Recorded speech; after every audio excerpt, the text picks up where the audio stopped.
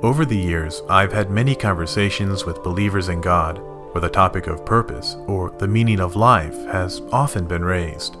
Monotheists seem to believe it is not enough to merely seek purpose within their own lives. Thus, they look to God to provide them with meaning.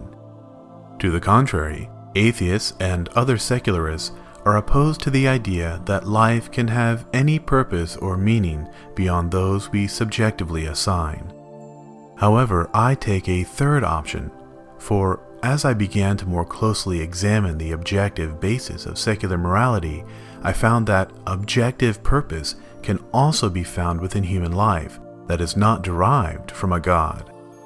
I have yet to come across another atheist, either in literature or on YouTube, that has argued from this perspective, but in the following presentation, I will demonstrate that life does have objective meaning. Although I expect to receive a fair amount of backlash from other atheists, still many of you might be surprised with the obviousness of this argument. I also find this topic to be of importance because, for me, objectivity signifies the empirical. I don't concern myself with arguments from subjective opinion because every opinion is equally as valid as the next. I am only concerned with facts. Therefore, when discussing any topic, such as evolution, scripture, philosophy, morality, or even the meaning of life, it must be approached from a purely objective standpoint. It is for this reason I took great effort in detailing the scientific basis of morality as a follow-up to episode 23.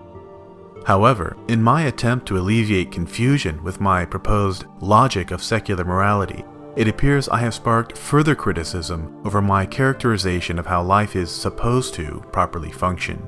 In the follow-up I stated, the way we know patients suffering from medical conditions, such as terminal diseases or even forms of psychoses, are not functioning within the norm, is due to the culmination of many centuries of research into how human physiology is supposed to properly function. My critic, who I assume to be an atheist, claims that I am not allowed to assign natural phenomena, supposed to's, meaning, or purpose, because to do so implies there is a purpose giver. Nature just behaves the way it behaves, without motive or intent.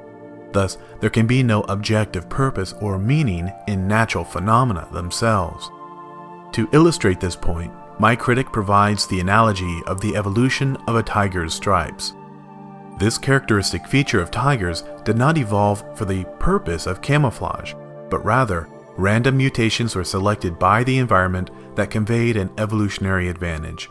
Namely, tigers that developed stripes more easily secured prey, and thus more easily survived to pass on these advantageous genes. Although this explanation is scientifically accurate, my opponent commits the fallacy of false analogy. The evolution of a tiger's stripes lacks an essential quality that is found in every single cellular component involved in the pathology of disease: necessity. A tiger does not necessarily require stripes in order to live. Of course, this feature certainly aids the tiger in survival, but even if a tiger were born without stripe-producing genes, it would not result in birth defects or even cause a failure to thrive. Therefore, stripes are not necessary for a living tiger to continue living. A correct analogy is the comparison of a functioning cell with a functioning engine.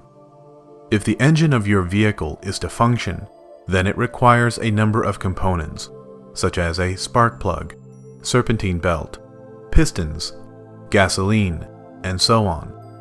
Without any one of these necessary components, your engine will cease to function.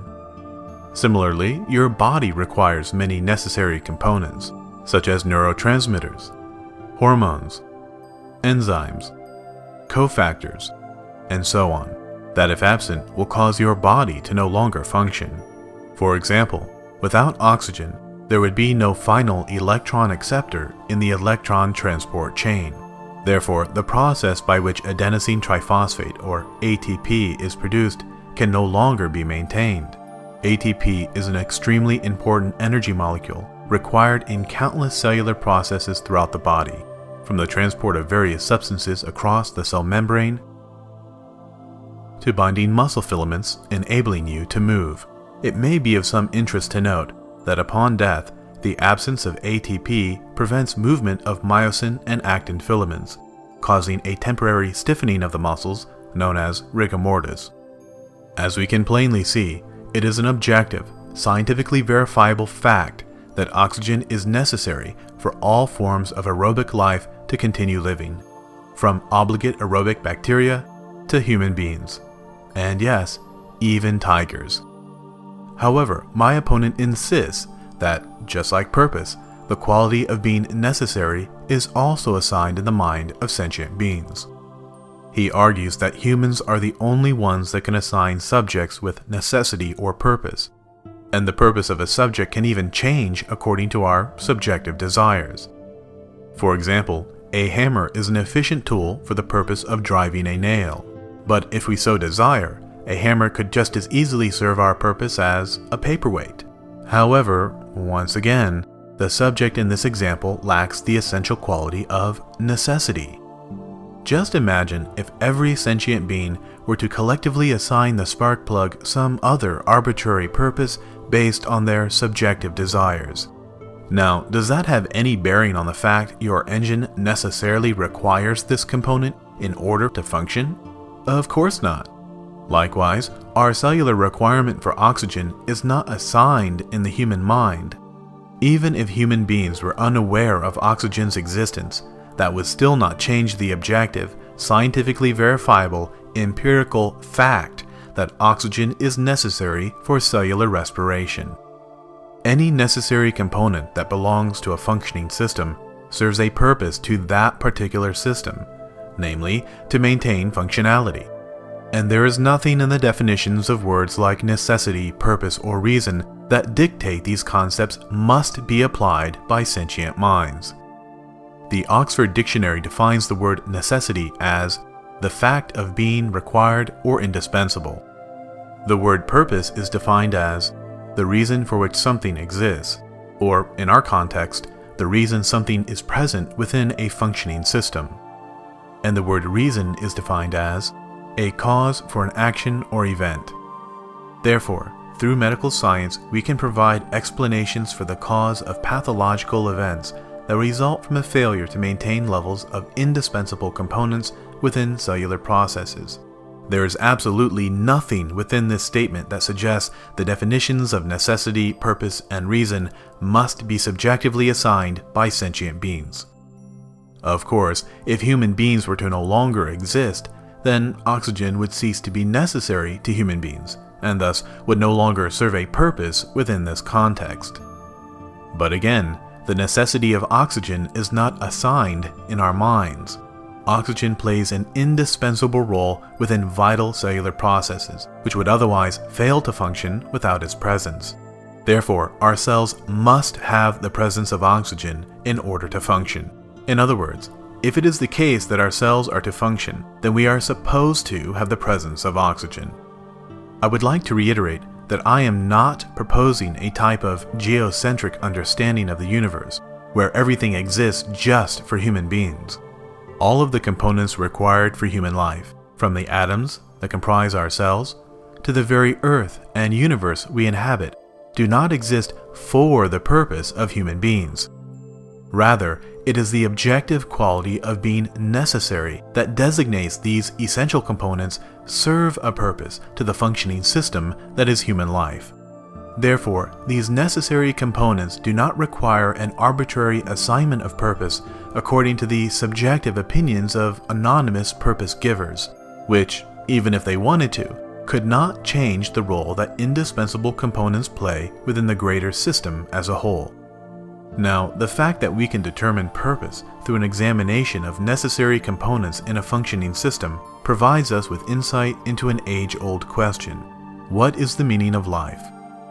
Just as the presence of oxygen and countless other components are necessary for living human beings to continue living, the very presence of human life itself is necessary for the continued existence of human life. Indeed, the objective purpose of any given life, whether plant, fungi, or animal, is to live, and with any luck, to live long enough to bring about the next generation of life. As a side note, I am not suggesting an organism that is unwilling or incapable of reproduction to no longer have any purpose.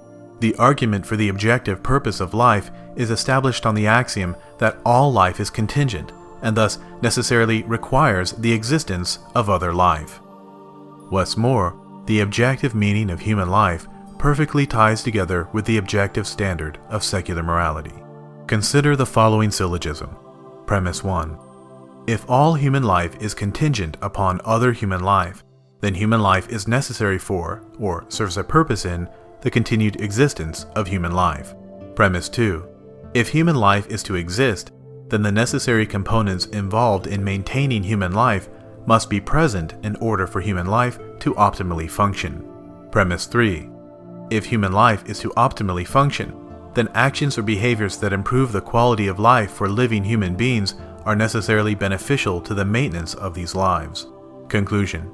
Therefore, actions or behaviors that necessarily benefit the maintenance of human life ought to be promoted over actions or behaviors that diminish the maintenance of human life.